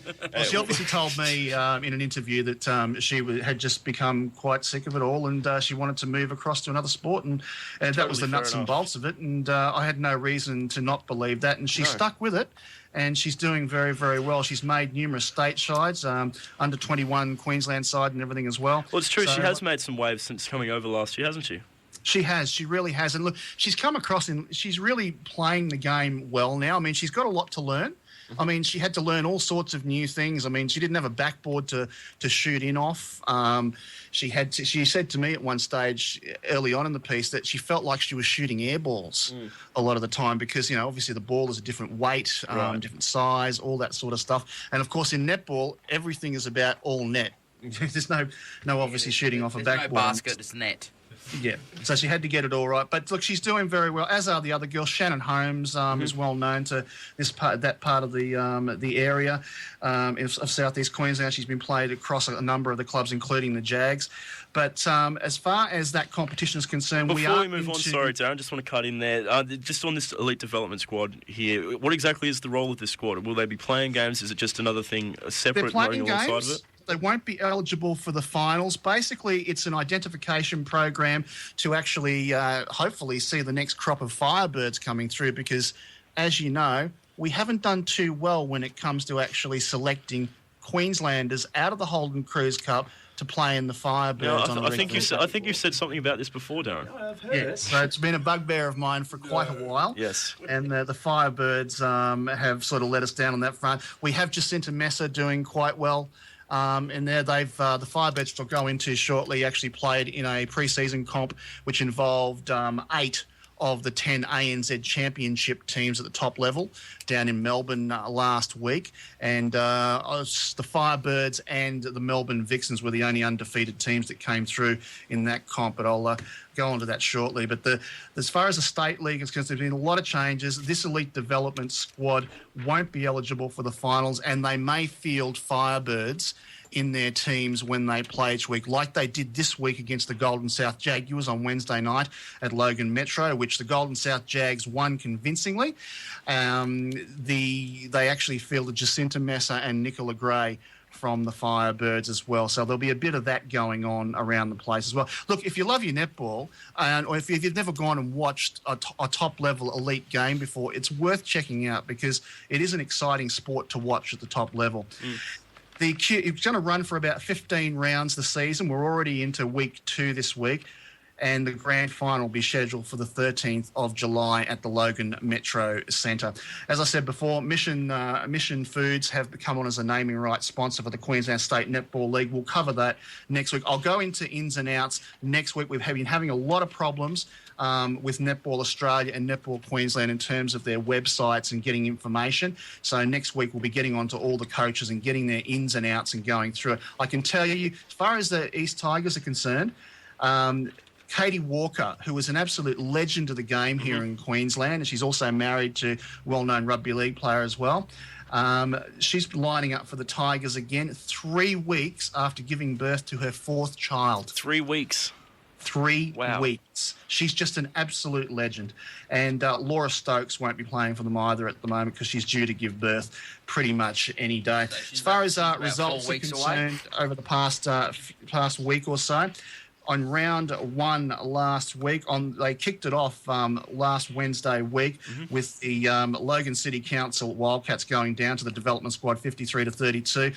On Saturday, there were 3 games held at the Beanley Arena, and the Tigers beat the Steelcats 58-29. The Lions 37 drew with the Suncoast Lynx, and the Kedron Wavell Services Club Cougars got up over the Jags by 2 points, 43-41. Now on Wednesday night, the development squad played the Jags, and the Jags got up. They were just too good, too much experience, and beat them 59-33. They had a first quarter lead of 18-2, and Michelle Hess, 43 of the Jags' 59 goals. Michelle Hess is a former Firebird and South African under-21 international, and I'm an absolute huge fan of Michelle Hess. She's one of the best shooters this state has ever seen, and if she was a foot taller, she'd still be playing for the Firebirds. So we'll get into next week the ins and outs of all of those teams as we go through them all. But the rest of the games for this weekend, we'll see today. We'll see the Kedron Wavell Services Club Tigers at home to the Brisbane West Lions. All these matches will be played at the State Netball Centre at Clump Road. This is at 5 o'clock. They're all 5 p.m. starts. Suncoast Lynx will play host to the Logan City Council Wildcats, and the Carina Leeds Club Tigers will be taking on once again that was last week. This week, come on. 3 p.m. Brisbane West Lions playing the Steel Cats, and at 7 p.m. It's the same venue, State Netball Centre. Kedron Wavell Service Club Cougars playing the Tigers, and the Lynx will be playing the Logan City Council Wildcats. As far as last weekend is concerned, there was the Melbourne Vixens Summer Challenge. I was about to ask about that one. Yep, 5 Australian teams and 3 New Zealand teams. The Firebirds came out of it very well, or probably less than convincing, though, even though they won their games. Looks like the Vixens were looking very good. Sherelle McMahon made her first appearance since being out for virtually the last year and a half. So it was great to see one of the absolute legends of the sport, and named as one of the top 100 sportswomen this country has ever produced during the course of the last week or two in one of those polls that comes out every once in a while. West Coast Fever Day 145 got over the Mystics 24.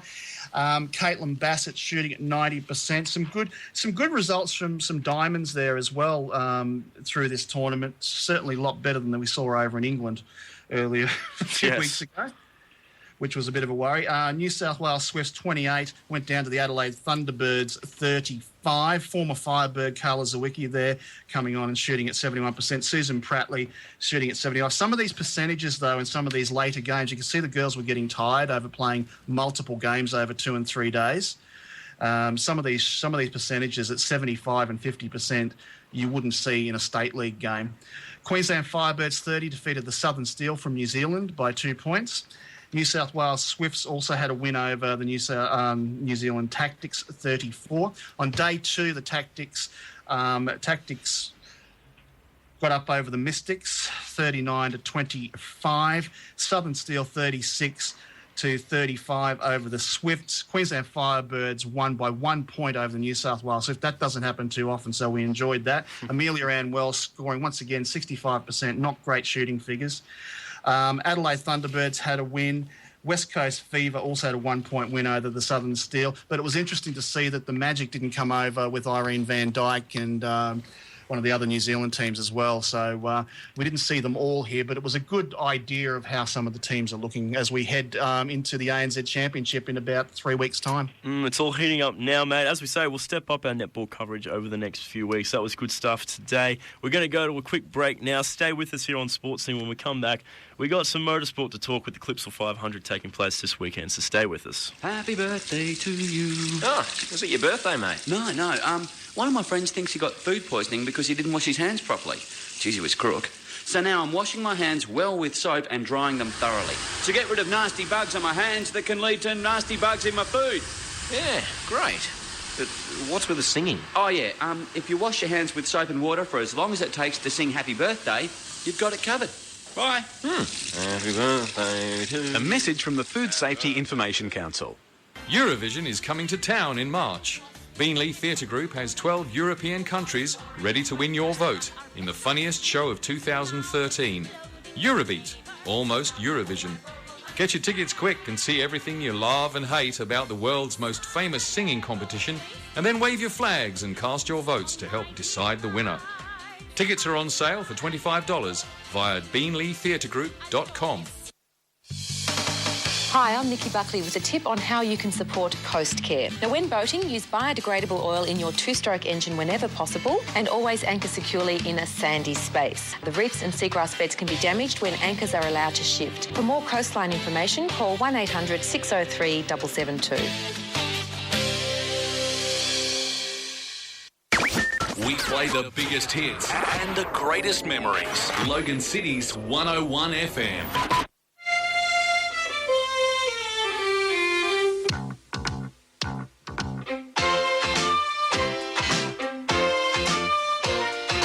You're listening to Saturday Sports Scene on 101 FM.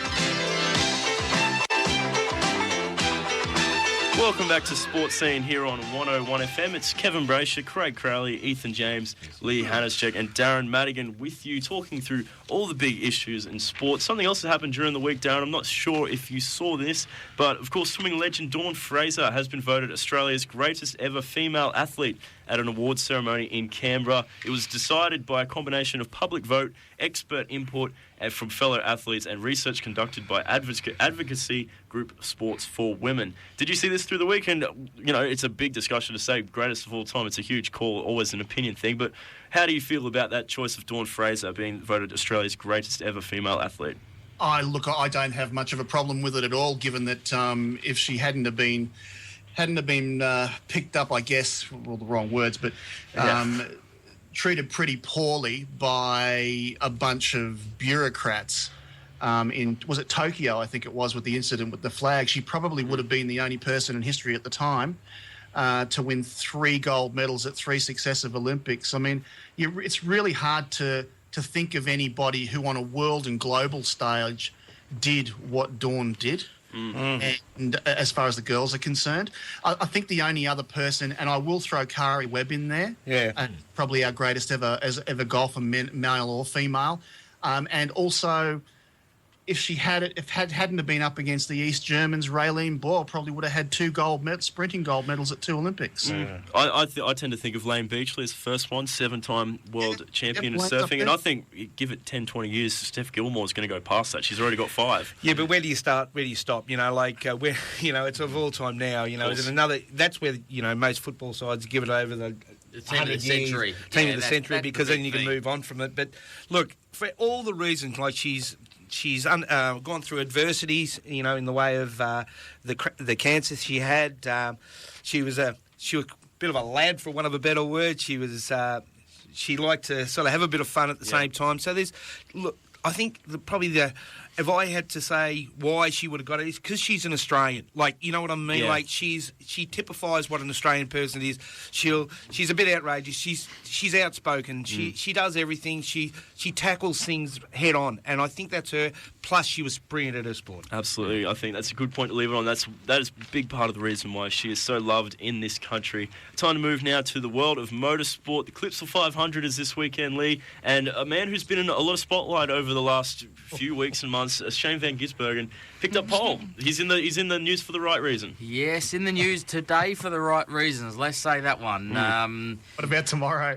We'll see, won't we? That'll be interesting because, there is a threat of legal action from his former team of Stone Brothers Racing, looking to, threatening to put an injunction against him. No news on that has come through as yet, whether they're going to actually, put it up, because that's going to be very interesting. I can't see them doing it at this late stage, although, hey, who knows? It's hard not to blame him, though, is it?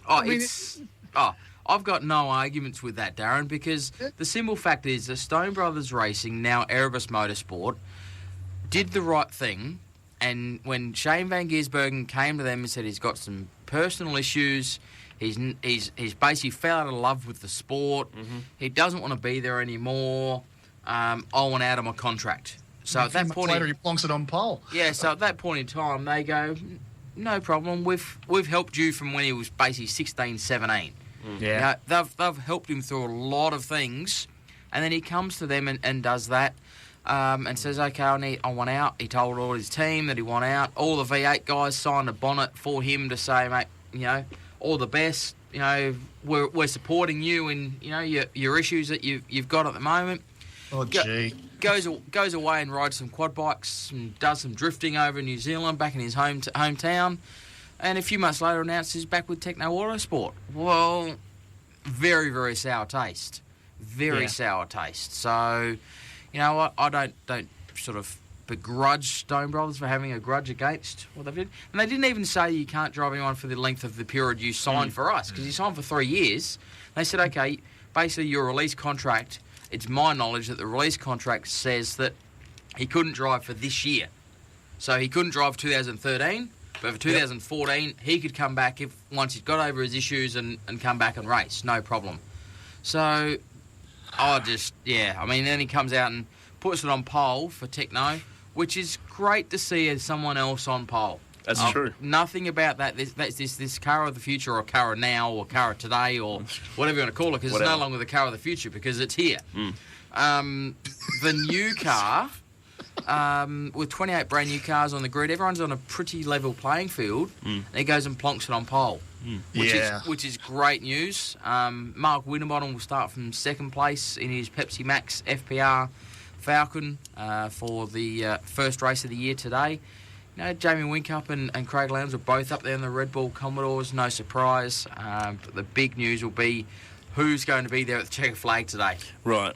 Well, that's the question I was going to ask you. We were talking about it before the show started. With this new car, how long is it going to take people to get used to it, and what effect is it going to have on these early races? Well, Ford Performance Racing's Tim Edwards put it perfectly yesterday, is that last year and for many years, they've had a go-to book. Okay, the car's understeering, we change this on the car. The car's oversteering, we change this on the car.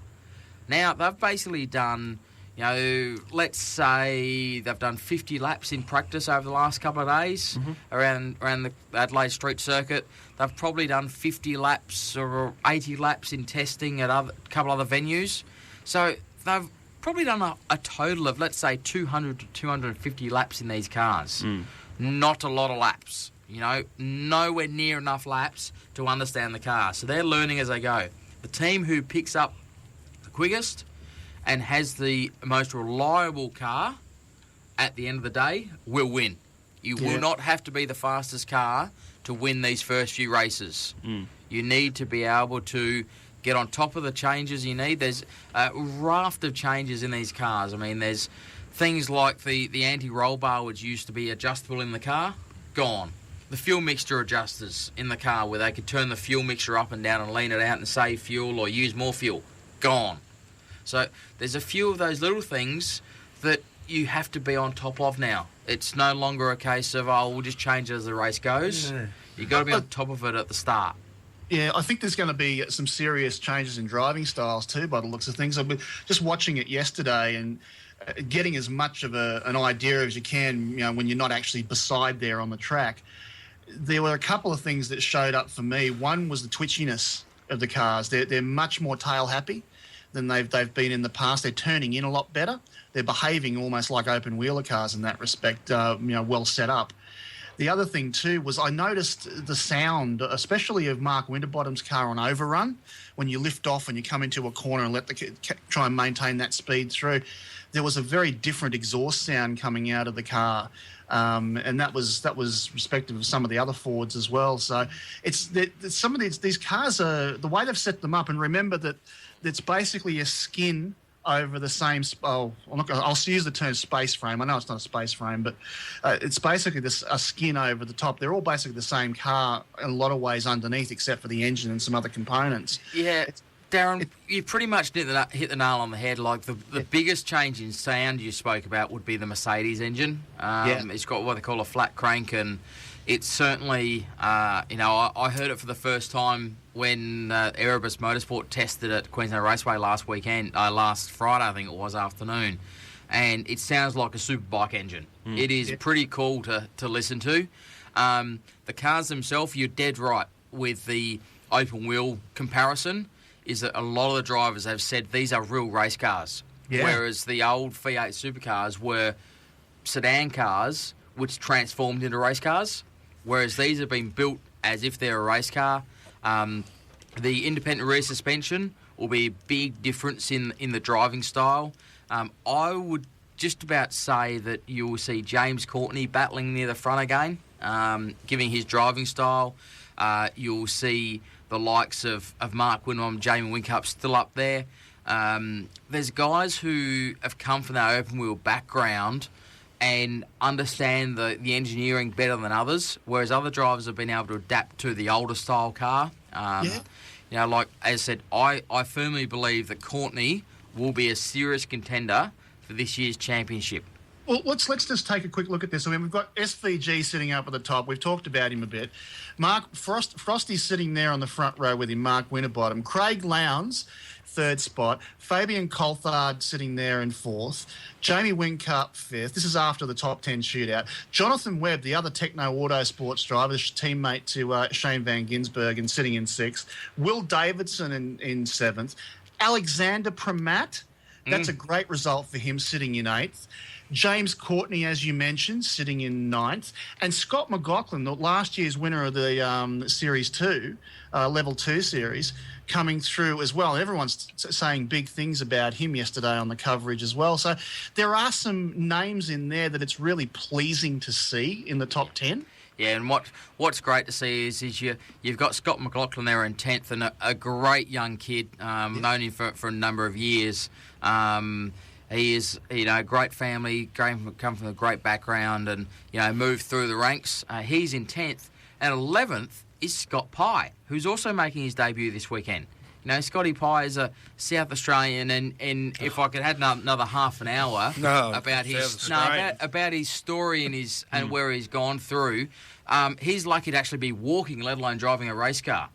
He, at the age of 13 or 14, he was in a car accident where he was coming back from basically a speedway event. The driver crashed the car, and he was pinned in the car. And to go through what he's gone through is an amazing story, and we'll talk about the later stage. But just to see those young guys coming in, 10th and 11th in their first ever event on the big stage, it's probably testament to that new car.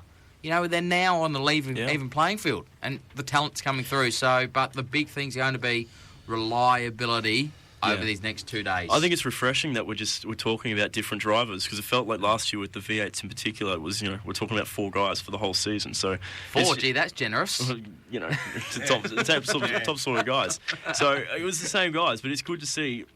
But will that go away once these top teams get on top of the new car? I think it will go away to a point, but it won't go away, per se. It won't go away like last year. You won't see the dominance of one team anymore at least for the next couple of years, until everyone gets their head around it even better. As I said, the big thing will be the reliability. They've done very little testing, and on a street circuit around Adelaide, all the testing they've done, I said to Kev off air this morning, has been on flat circuits where you're not hitting curbs. If you do run off, you just go off into the kitty litter.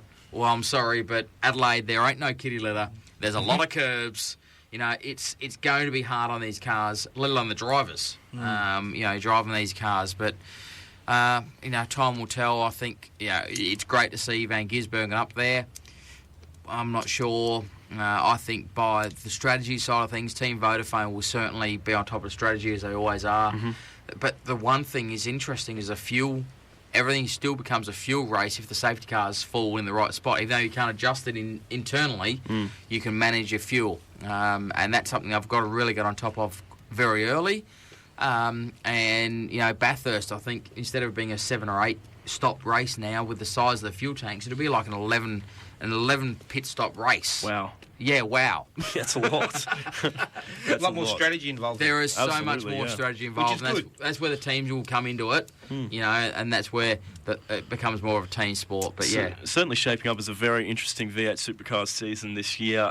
Something else that's going to be an interesting year, something that probably wouldn't get the attention it normally would if not for a certain somebody in the group now. It's the Dunlop Series, of course. The first race was won by Ash Walsh, Ipswich local, but the person everyone's talking about is Casey Stoner.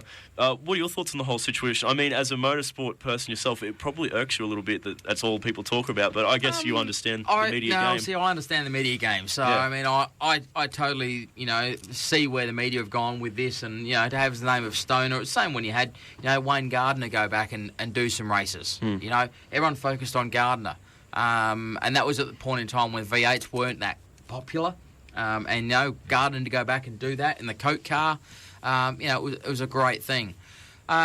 Casey, I was actually at the track on Thursday in Adelaide, and it was amazing the vibe around the place with someone like Casey. I mean, I walked past the Red Bull racing garage, and there was fans just everywhere waiting to see a sight of him, and not just Wink Up and Lounge. They were sort of secondary. Right. It was Stoner. They were all trying to look at the Wink Up and Lounge. Oh, yeah, if they were there, they'd try and get an autograph. But that was very interesting.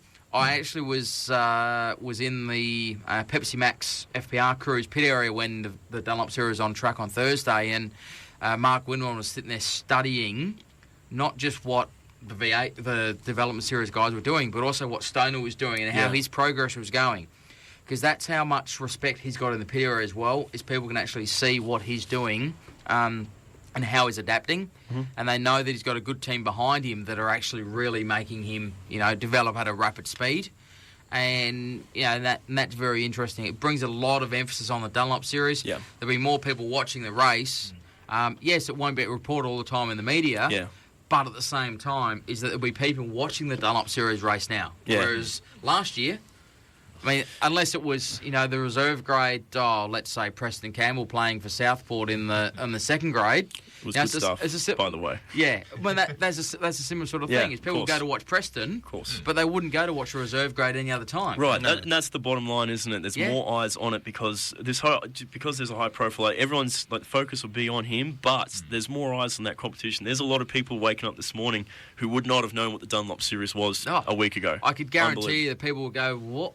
Is there another level of V8?" Exactly right. I'm still not quite sure, to be honest. Right. See, we all learn. Exactly. That's what it's great for. Look, we've got to go to a break now. We come back from the break with a little bit more motorsport, and then we're going to squeeze in as much A-League and European football as we can. So stay with us here on SportzScene. Hi, I'm Brett Ragoose. Are you buying or selling a home or have property for rent? Do you need finance to buy the dream home or that ideal real estate investment?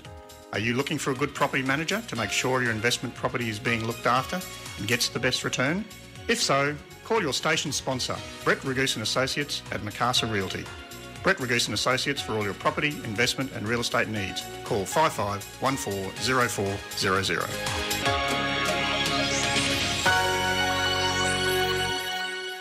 Richardson & Wrench, Springwood Residential, Southside Commercial and Strata Management Brisbane is family owned and operated and have been established in Logan for over 25 years. They'll service all your residential and commercial property management and body corporate management needs. Their professional staff are friendly and care about their clients. R&W are more than happy to provide a free quote for managing your property or body corporate. Call our sponsor today on 3808 8878 or see them at 8 Dennis Road, Springwood. Every year, 1 in 20 Australians come to the Salvos for help. They need more than a meal and a blanket. That's why we need your donation now. Call 13 Salvos or visit salvationarmy.org.au. Join us each Saturday morning from 5 for Today's Country on your station 101 FM. Logan City's 101 FM. FM. 1 FM.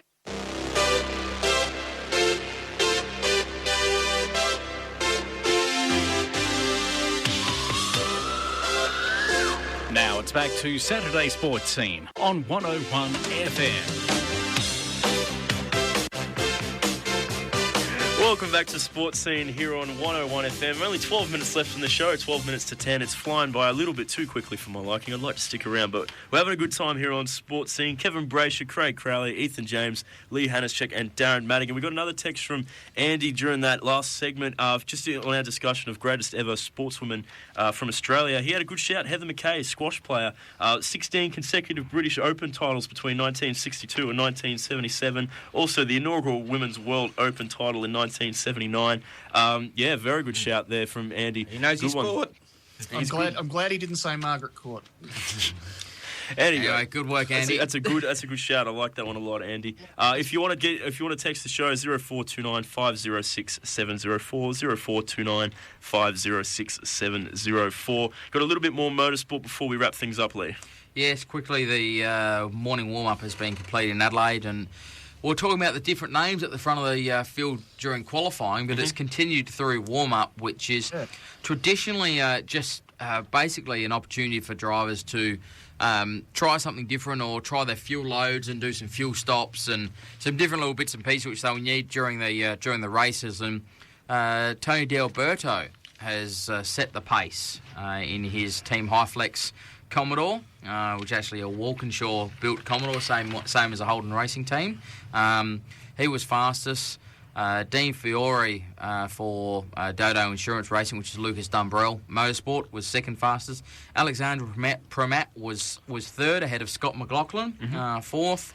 Then we went down to Fabian Coulthard, Will Davison, Alex Davis, who's back in the championship this year, Russell Engel, Jonathan Webb, and David Reynolds round out the top 10. And, as I was mentioned, it's a lot about how the car reacts on fuel, on the fuel loads and different bits and pieces in here. So you've seen, Mark Winbottom was 16th, Jamie Whincup 15th, and Craig Lowndes 17th. So no real surprises there. In the Mercedes outfit, Lee Holdsworth was the fastest of the trio there, and in 18th, still struggling for pace. And the fastest of the Nissans for Nissan Motorsport was Todd Kelly in 12th. So certainly going to be interesting. Great to see Nissan and Mercedes back on the grid. The times are interesting too. They're about 2, 3, sometimes even 5 seconds off the record. Yeah, I mean, yesterday's times were pretty much on par with last year's times around the Clipsal circuit. Today they're about a second off of those times from yesterday. So I mean, as I said, this morning's warm up is more just about getting the car right, seeing how it is on different fuel loads. And the race is on from, I think it's 2:05 local time on 7 up here. So don't worry about going outside because the weather is not so great.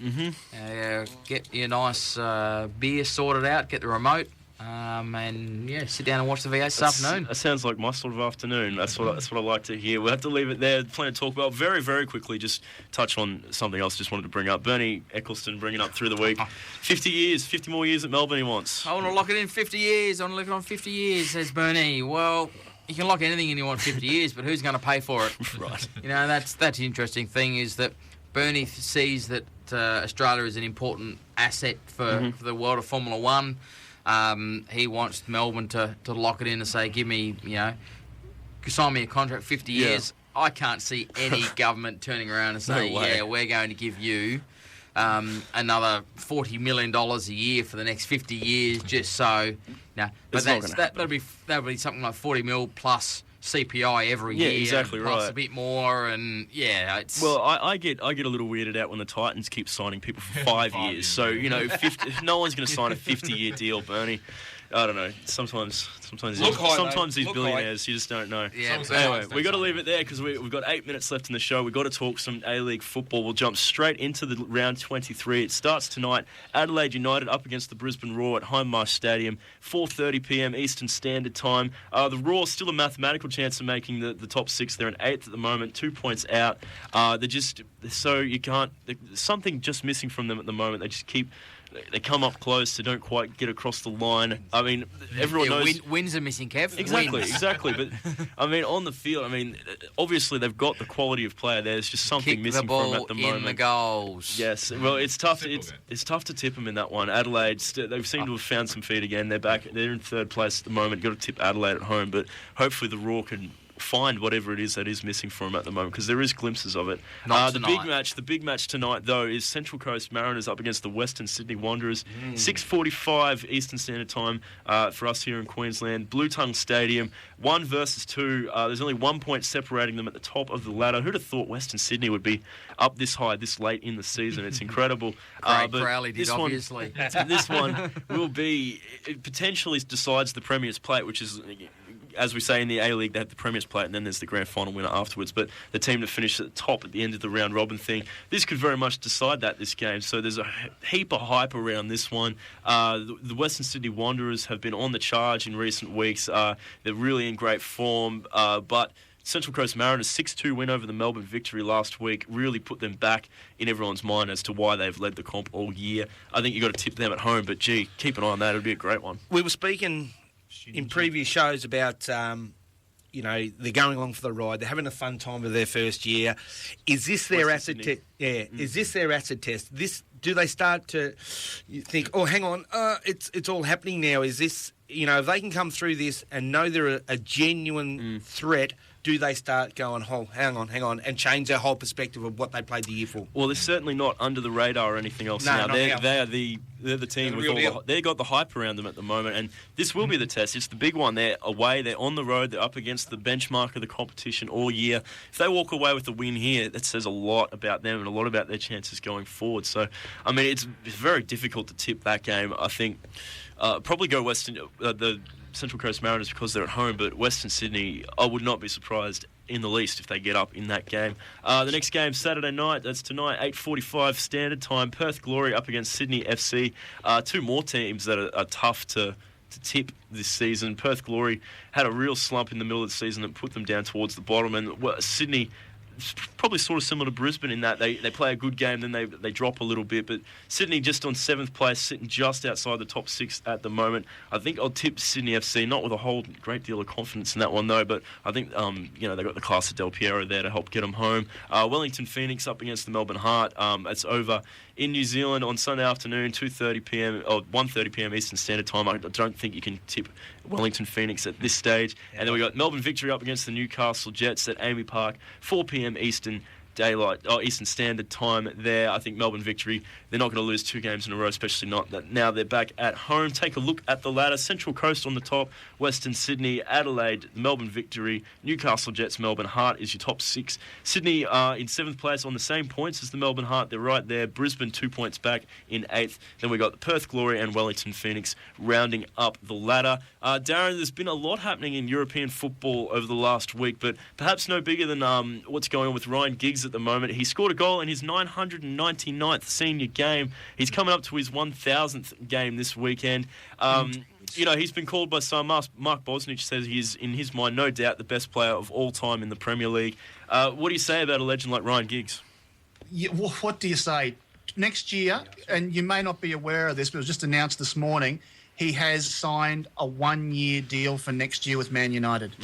It'll be his 23rd season. He plays his 1,000th game this weekend. 1,000. 1,000.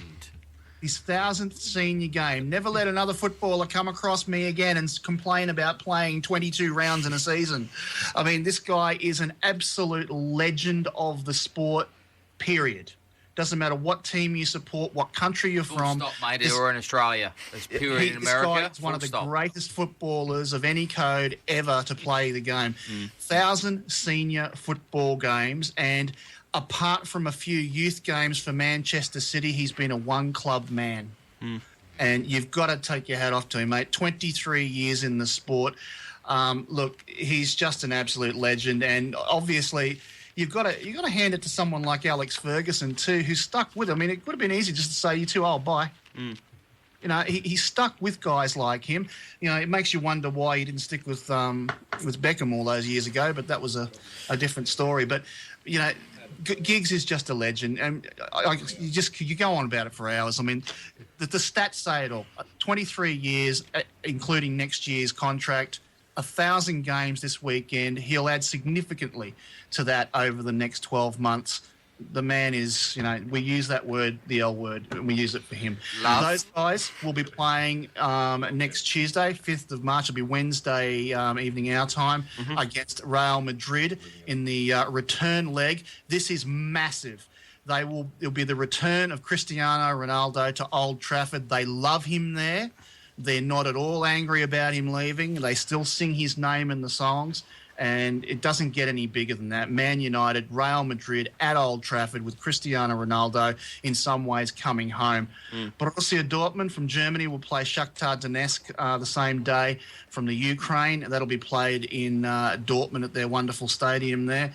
And the next day, PSG will play Valencia in what will be a massive match, and I believe Beckham, I think, will be starting that match. And Juventus will be at home in Turin against Celtic. That'll be pretty much a non-event there. Celtic are down 3 away goals, and the game's pretty much over. And it looks like their captain, Gary Hooper, will not be playing, and they've got a couple of other injury ones as well. So that's next week. The following week, we'll see the return legs of the other matches.